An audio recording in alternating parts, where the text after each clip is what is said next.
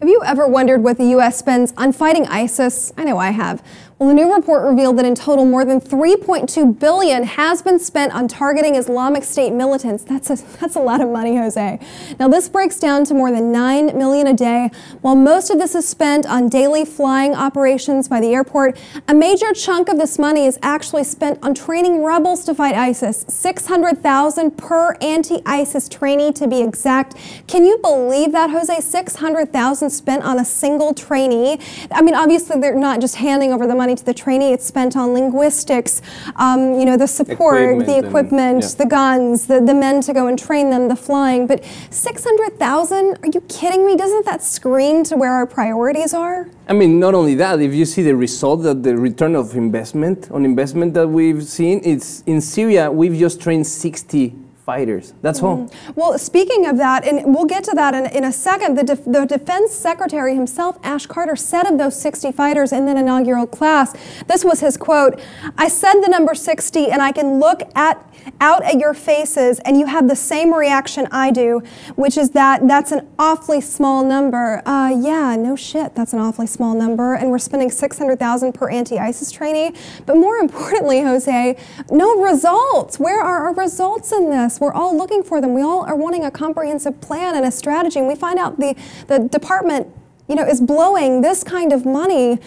Where are the results for this money? Who's holding the bag here? I think it's very clear that this is a money-making enterprise for many, but at the same time, there's, like you said, there's no long-term plan. There's no exit strategy. There's no plan to introduce the local governments that need to deal with this in the long term.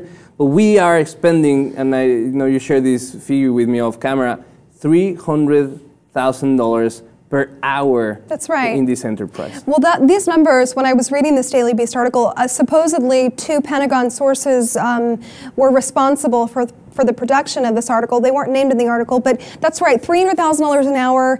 The past 3 months that we've been fighting ISIS is being blown around the clock. And yet they're still, decapitating their way through Syria and Iraq. And we refuse to send troops on the ground. And I hate the thought of sending American military back overseas.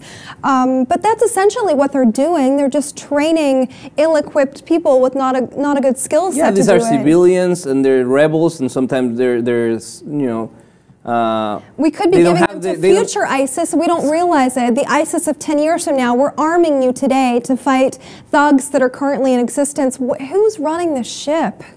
I mean, it's very hard. I think the ship is being manned by the military-industrial complex. And no, I don't know. It's the reality that they are fighting over not only the sovereignty of countries, they are fighting for the ownership of a lot of oil fields in this region, in Iraq, in Syria. There's a lot of interest there. So we will be seeing that the Western and the U.S. interest in the region will continue, and they will try to be undecided of how to move forward. Right. This is a great gray area for them to live in, where we are doing something, we're spending money on it, but we are spending your hard-earned tax dollars. We're right and left, not on school lunches, not on I would love if you give a school lunch for free. You're going to get it if you give that kid a free biscuit here, but we're going to give $600,000 per anti-ISIS trainee.